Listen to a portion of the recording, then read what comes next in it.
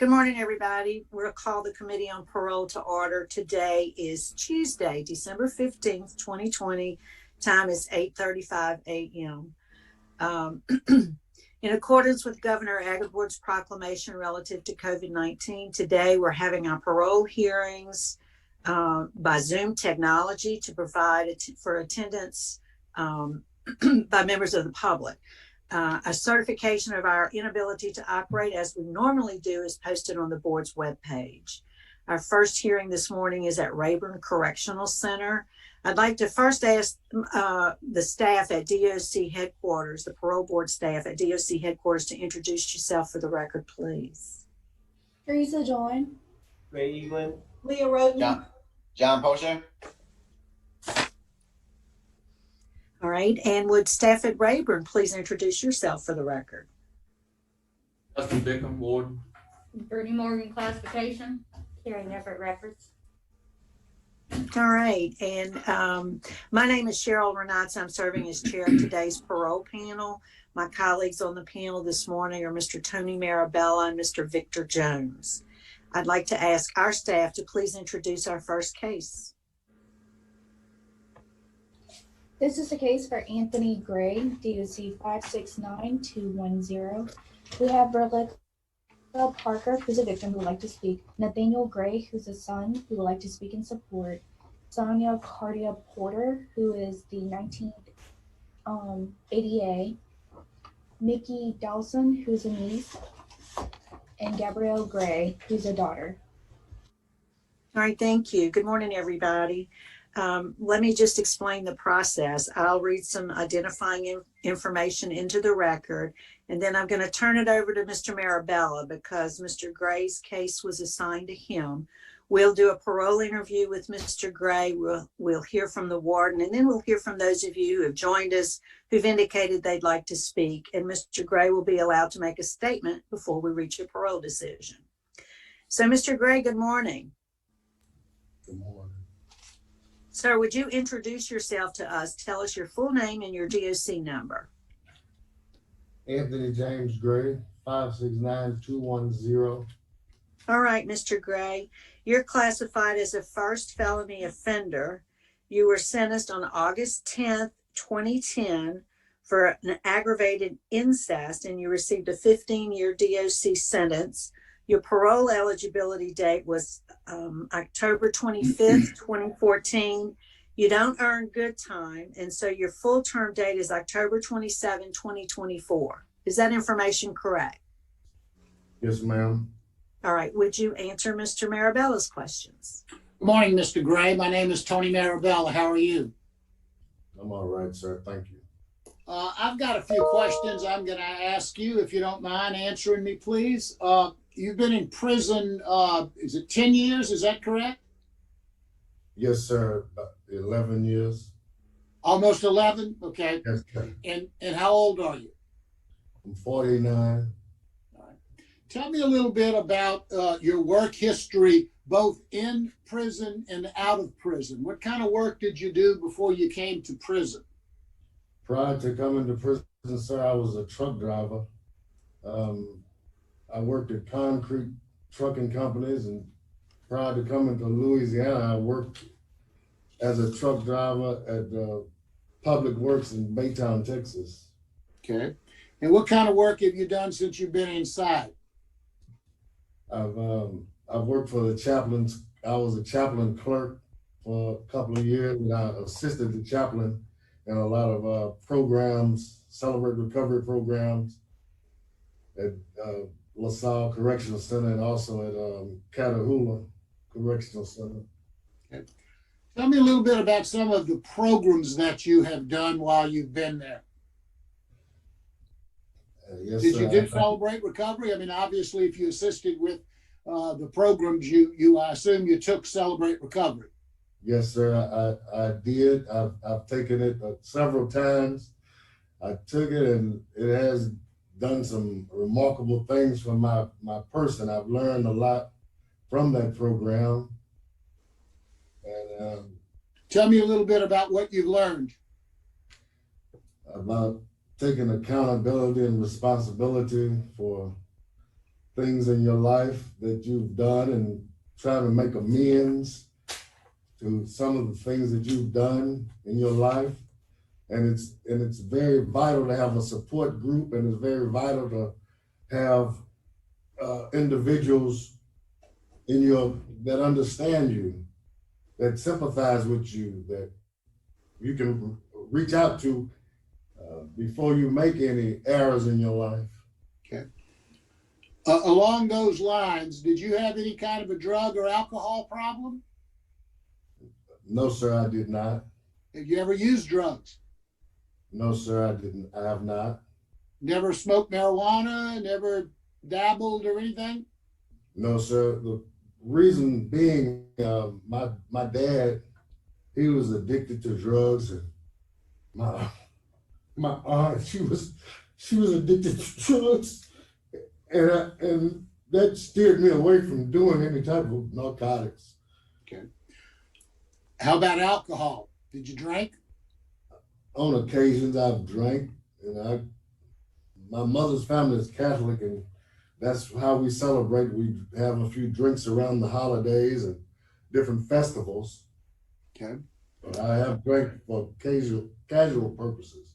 All right. You talked about celebrate recovery. You talked about accountability. You talk about taking responsibility for your actions.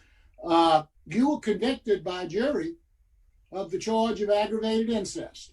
I wasn't there, but I know Judge Anderson. I know he's a fair judge. Apparently, the jury heard all of the evidence. They believed the witnesses, and they convicted you. Yet you still contend you didn't do any of these things. Is that still your position today?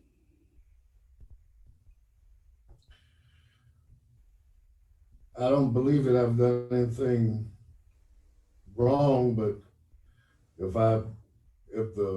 Well, you know what you were charged with. You were charged Yes, sir. with aggravated incest.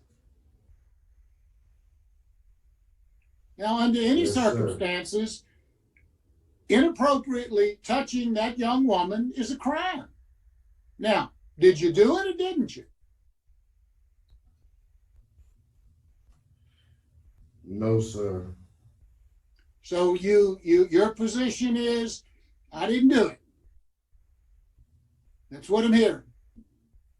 Yes, sir. All right. Tell me what sort of sex offender programs or sex offender treatment you've had while you've been in prison. When I was at the satellite camp, they didn't have the program. I asked for the program to be shipped somewhere with the program. And eventually, because all of the satellite camps were turning, into federal facilities, they eventually shipped me to Hunts last year. And in Hunts, that's whenever they enrolled me in the program, and they sent me here. When I got here, I asked again if I could get put in the program. At that time, I did not know that I had any eligibility for parole. I was under the impression that I had to do the flat time. All right, well, let me stop you. Are you telling me that since you figured it wasn't going to help you to take the classes to get out early, you weren't interested in taking them? No, sir. I was interested in taking it prior to learning about it assisting me. I didn't know that I was even eligible. I was taking it because I thought that was something that a sex offender would have to take regardless, whether they got out on parole or got out in any type of situation. You were correct in your thinking that a person who is convicted of a sex offense has to take sex offender treatment before they're released. Now, Yes. from what I'm hearing, you haven't had any yet. I was in the class and the coronavirus shut us down. I finished the book, but I wasn't able to turn it in, and I was able to finish the program because of the COVID. Well, tell me what you learned in the sex offender program. It's I learned it was 27. it's 27 different situations. I don't really recall the precise. What have you learned as it relates to you, Mr. Gray?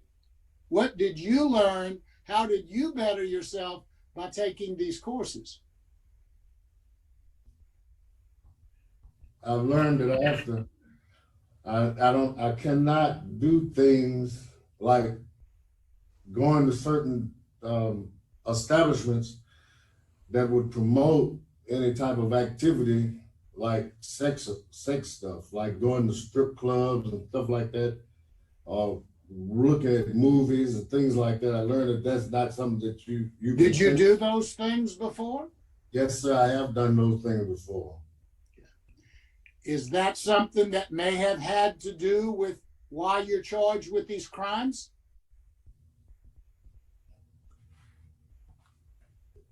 Maybe, yes, sir.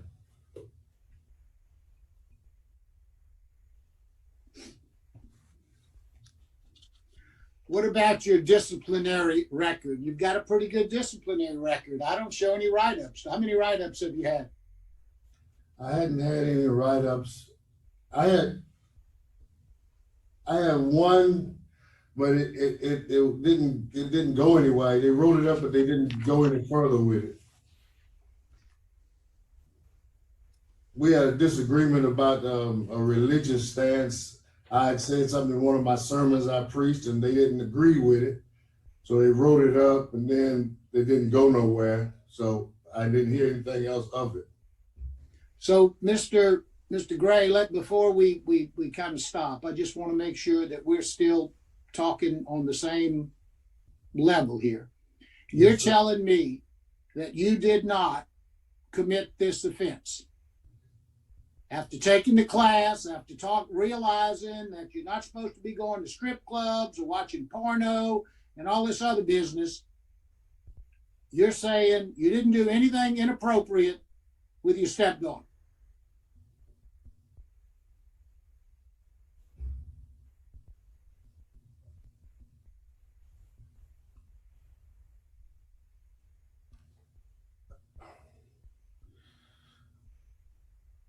I don't believe I did, sir. I don't think I did anything inappropriate. Well, were you on alcohol or drugs?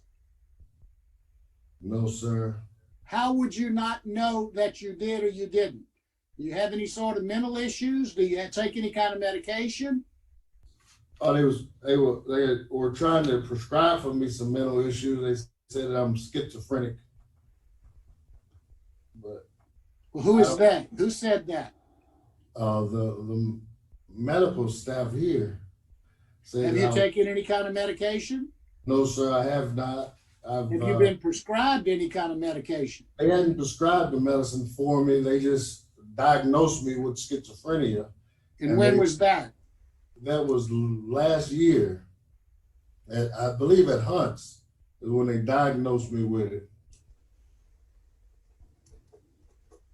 But they didn't prescribe any medication or give you any sort of treatment? They had suggested that I take some, but because I hadn't had any episodes, they didn't enforce it. What do you mean they didn't enforce it? They gave it to you, but you didn't take it? No, sir, they didn't. They hadn't just prescribed it to me. They had said, they gave me the option to take it or not, and I declined from taking any medication because I'm already on medication for diabetes and blood pressure, and I didn't want to be on any other type of medication. Mr. Gray, there's nothing you can do about this, but there is opposition to your being paroled. Is there anything you'd like to say to those people who oppose your parole? Yes, I've suffered. I'm suffering now. I've suffered for 11 years. I mean, I don't know how much more y'all want from me.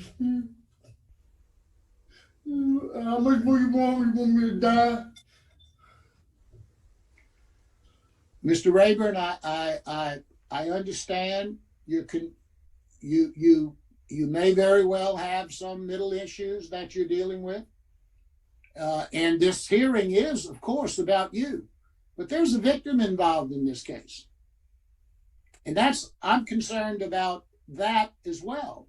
You don't seem to be concerned about the victim in this case at all. It's all about you. I was told that I couldn't, when I was going through my proceedings in court, after I bonded out, they said you cannot have any contact. I hear that. I hear you saying that, but I'm asking you now, what would you say to the people who opposed you? And your comment was, I have suffered enough. What about the other people that have suffered? If I caused any suffering, I deeply am sorry and I apologize. But you don't think you've caused any suffering? I have caused suffering. I mean, around the board. Yes, I have. Warden, could you give us any information on Mr. Gray? He's only been at Rayburn for right at a year. As you mentioned, he doesn't have a lot of write-ups, but I believe he could benefit from probably some more treatment and sex offender. Okay. Thank you very much. Madam Chairman, that's all the questions I have. Thank you, Mr. Marabella. Mr. Jones, are there any questions? I don't have any, no questions. Okay, thank you. I don't have any questions. I think, and I can't see him on my screen, I think we have Nathaniel Gray with us. Can we hear from Mr. Nathaniel Gray?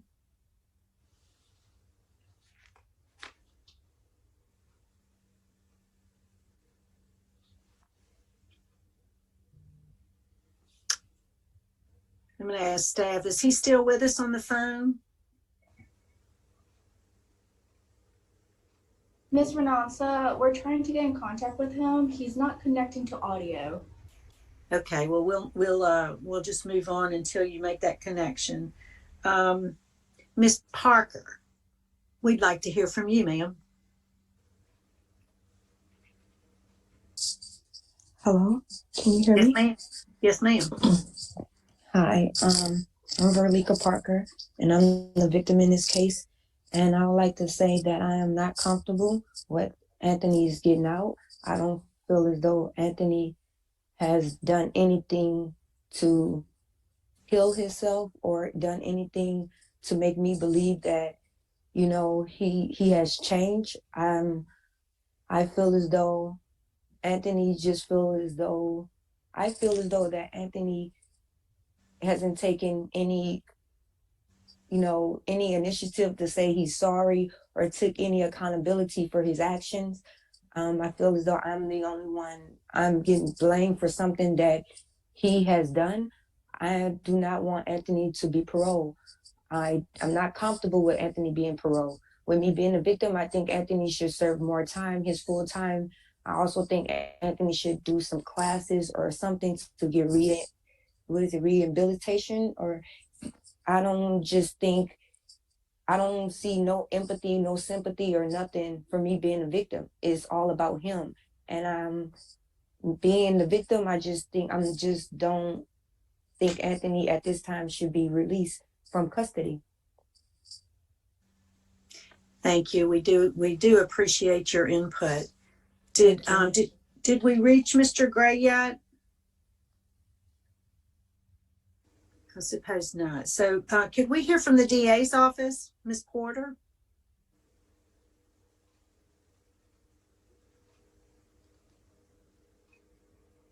Hi, Good morning. good morning. Sonia Cardia-Porter, I was the prosecutor on this case. I worked with Ms. Parker through the prosecution. The defendant was exposed to a significant amount of time. He was not sentenced to the maximum. I think he should serve every single day that he was sentenced. The benefit was that he wasn't given the maximum. I will say that even hearing the victim talk today, the impact that it's had on her life, this case even had an impact on me. I don't drive by a library, look at it as I did before this case. I know that the victim bears the burden of the actions of the defendant, and he has taken no responsibility even today. So I think some more time, the amount of time that he was sentenced, would be great benefit to him and society. Thank you. We appreciate the input from the DA's office. Thank you so much. Ms. Renata, Yes. we have him through the headquarters microphone. Okay, great. Mr. Nathaniel Gray, good morning. Good morning. We'd like to hear from you. What would you like to tell us about your father? Well, I mean, I've never known my father to be a bad man in any type of way. And I really like for him to come home. He has a lot of family that messes with him. And, he's not only my father, he's my best friend. He can check our call. I talk to him regularly. I wish I could talk to him more, but I mean, with all this corona and everything going on, times are hard, so I can't talk to him as much as I would like to, but I would really love to have him here with me. I missed he missed a lot of things in my life, a lot of important things that, he went away right when I was becoming a man. So it's a lot of things that I wish he was here to help me with still to this day. I have children and stuff I can use as advice to, sons, and I would like to raise them how he raised me. I really want him home. I mean, if there's anything I can do, I'll pay for treatment out of pocket. Whatever. If there's anything I can do, I'm willing to do it. All right. Well, thank you, sir. We appreciate you spending some time with us this morning and sharing those remarks. Mr. Anthony Gray, is there anything you'd like to say to us before we reach a parole decision?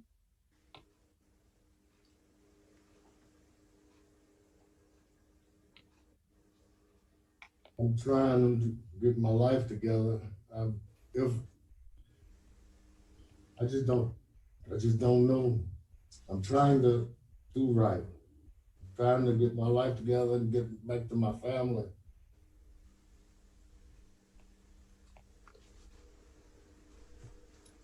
All right, sir. Thank you. Is the panel prepared to vote? Yes, ma'am. Mr. Mirabella. Mr. Gray, I was not sure how I was going to vote today after reading your file and reading through everything. You've done fairly well while you've been in prison. You have no write-ups to speak of. And under our system of law, even though you have been convicted by a jury, you have every right to claim your innocence. And I accept that. That does come with consequences because the jury has, in fact, found you guilty of aggravated incest. You have not taken, in my opinion, sufficient sex offender treatment. Perhaps not necessarily your own fault, but you haven't done it. In listening to the warden, hopefully we might be able to get you some programs that you would make you available next time potentially for parole. You seem to maybe have some emotional issues that might need to be treated. There was a point in time during our discussion when I asked you, what do you say to the victim? Did you do anything wrong here? You hesitated for a long time. I know it's very difficult to admit and concede that you've committed this particular crime. If you haven't done it in your mind, well, stick to your guns. But if you have, one of the ways of healing and moving forward is to concede the fact that you've done it. Otherwise, you'll never be able to move on. My vote today is to deny with the recommendation that you take sex offender treatment and that you listen to what those things happen and you come to grips with who you are internally and admit to yourself whether you actually did this or not. That would be my vote. Thank you, Mr. Mirabella. Mr. Jones? Yes, Mr. Gray, I agree with Mr. Marabello. I've watched you, I've listened to you in this interview this morning. You're close to admitting you're wrong, but you just can't come to grips to saying it. Sex offender classes and come to grips with it. And I can only imagine this got to be something real hard for you to, through your actions and everything, it's there. You just got to come to grips with it. But good luck to you. And my vote today is be to now. So. Thank you, Mr. Jones. Mr. Gray, I do concur with my colleagues. My vote today also is to deny based on the opposition that's been expressed here this morning and the need for additional programming. Good luck to you, sir.